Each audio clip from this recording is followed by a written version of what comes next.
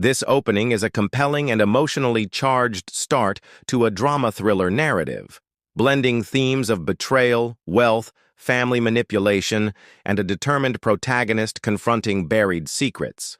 The pacing is strong, the stakes are personal and high, and the central character, Senan, is portrayed with depth and clarity.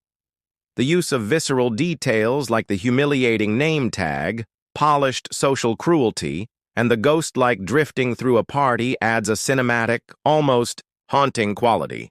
Here are a few strengths and suggestions. Strengths. Strong voice. Senan's internal monologue is compelling, vulnerable, and smart, inviting sympathy and rooting interest. Dramatic structure. The inciting incident, name tag, confrontation, mother's letter, and escalating stakes, financial corruption and media takedown, build tension well. Character dynamics. The power dynamics between Senan, Magnus, Vesper, Lucian, and Isolde are sharply drawn. Themes, family dysfunction, legacy, and identity are explored in a gripping way. Suggestions for improvement. Break for breath. The text could benefit from being broken into clearer paragraphs and scene transitions, especially after major reveals, e.g., finding the letter, media backlash. This would enhance readability and pacing. Clarify Isolde's role.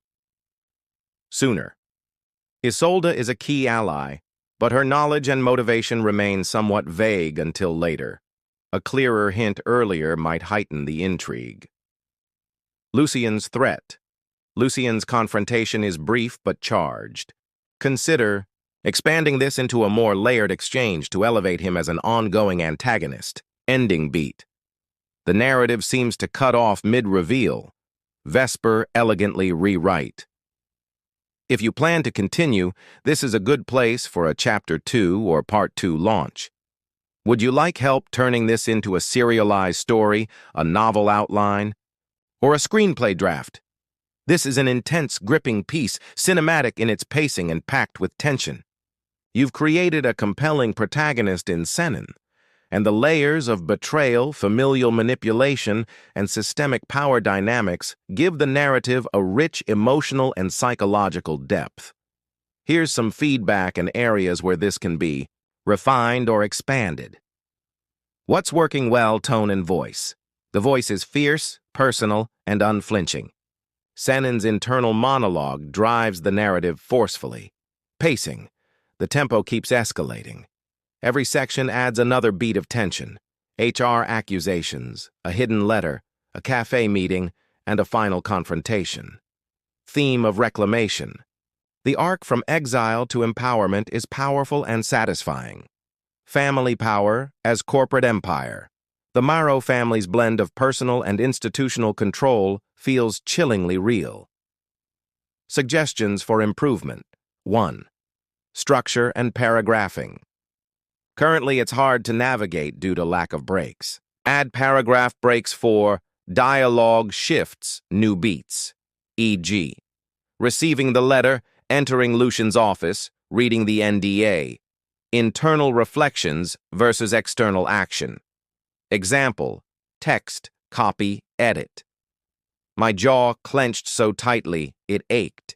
They hadn't, just disowned me. They were rewriting the story, and people were eating it up. The first call I answered was from Isolde. Senan, she said, her voice clipped. Turn on the TV. 2. Clarify character roles. Isolde. She's important and helpful, but her background is vague. Is she a friend, a sibling, a lawyer?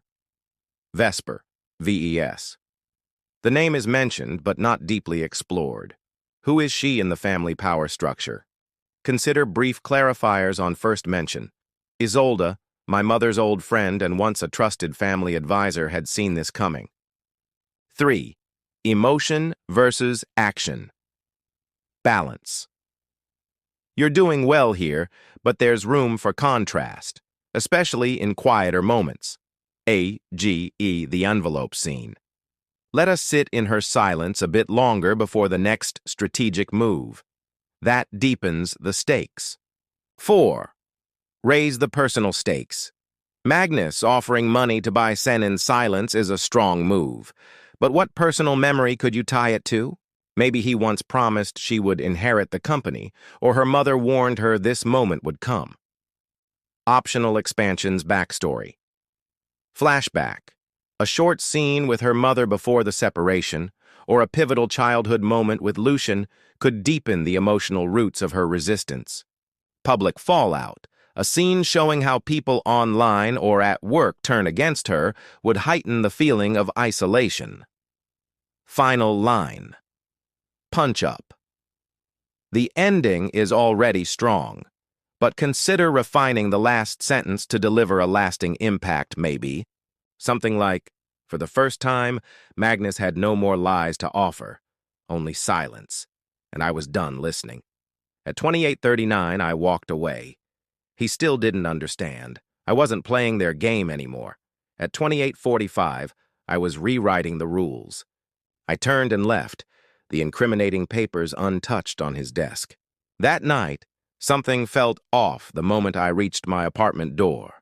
The lock looked untouched, no signs of a break-in, but the air inside, it was different, heavier, off. Then I noticed it. A glass out of place on the counter. My desk. Chair slightly askew. A book turned the wrong way on the table. Someone had been inside, not to steal, to watch. My stomach twisted. My phone buzzed.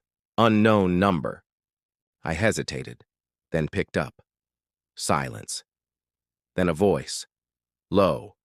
Unfamiliar. "Stop digging, Miss Morrow, or you'll end up just like her." The line went dead. My pulse raced. This wasn't just about Magnus anymore. I met Isolde in secret, her expression grim. "If they feel threatened enough to do this," she warned, "you need to leave." But leaving wasn't an option, not anymore. I gripped the documents tightly. "No," I said, "I'm going to finish this." This wasn't revenge anymore. This was survival. For years, my family painted me as the burden, the disappointment, the problem. But today, I was rewriting the story, the confrontation. I walked into the Morrow Industries investor meeting, uninvited. Heels clicking against the marble floor, heads turned, shock, curiosity. At the head of the room sat Magnus, flanked by Lucian, Celine, and Vespera. His face remained unreadable. But I noticed his fingers curl subtly against the table. He expected me to disappear. Instead, I came to burn it all down. I placed a thick stack of folders onto the conference table. "Good morning," I said. "Before you proceed with today's agenda, I have something for you all." Silence. The investors reached for the files. Inside, proof of fraud. Offshore accounts, falsified reports, all tied directly to Morrow Industries. "You've all believed in the illusion of Morrow Industries," I said. "Let me show you the truth." I pressed the remote. Behind me, a massive screen came to life. Bank transfers, fake transactions, numbers that didn't lie. Murmurs, whispers, shock. Then Magnus stood. "Sennin," he said, quiet, controlled. "Enough." I met his gaze. "You don't get to decide that anymore." Lucian lunged, knocking folders to the floor. "You think this changes anything?" he hissed. Celine shrank from the flashing. Cameras, already seeing her own scandal surfacing, her sham marriage, the backroom deals. There would be no coming back. Vespera didn't move, just stared at me with sharp, calculating eyes. For the first time, I saw something else in them. Doubt. Magnus stayed calm. His fingers tapped slowly on the table. Then he said it. "You've made a mistake." Not a threat, a declaration, chilling in its certainty. But I didn't flinch. "No, Father," I said. "I finally did something right." The room erupted, investors shouting, cameras flashing, reporters swarming. Magnus had built his empire on control. I had just set it on fire. I turned to the press, took the mic, and delivered the final blow. Now tell me, who's the real burden in this family? The fallout. I watched the fallout unfold from my apartment. Morrow Industries in free fall. Magnus Morrow steps down amid fraud allegations. Lucian blacklisted. Celine's wedding canceled. Vespera under investigation. I turned down the volume. I should have felt victorious. Instead, I just felt free. A knock at the door. Isolde stood there, wine in one hand, 2 glasses in the other. "Celebratory drink?" she asked. "More like a farewell toast," I replied. We sat on the couch, city lights flickering outside. She poured, then asked, "So, what now?" For years, my life had been defined by the Morrow name. The expectations, the silence, the constant need to prove I belonged. Now, nothing stood in my way. I smiled, raised my glass.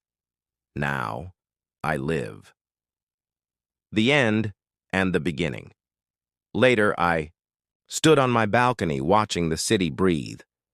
This time, I wasn't searching for escape or acceptance. I had walked away, and I had won. The Morrows would spend years cleaning up the mess. I wouldn't be around to see it. They didn't matter anymore.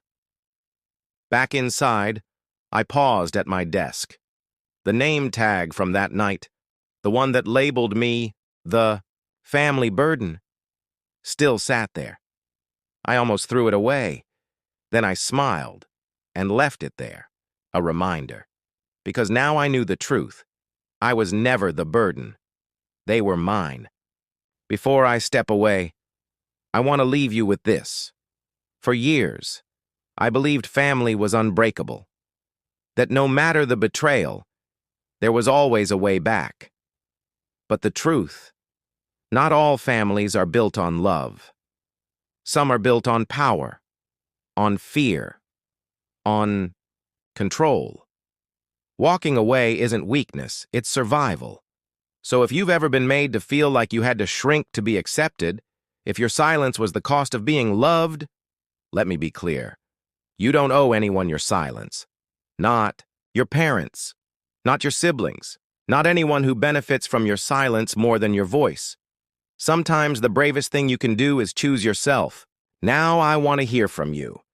Have you ever had to walk away from something or someone just to save yourself? Do you believe family loyalty should be unconditional? Or is there a point where enough is enough? Let me know in the comments. I'd love to hear your story. And if this resonated with you, if it made you think or feel, drop a 1 in the comments or tell me where you're watching from. And hit subscribe. You won't want to miss what's coming next. Until then, take care of yourself. You deserve it.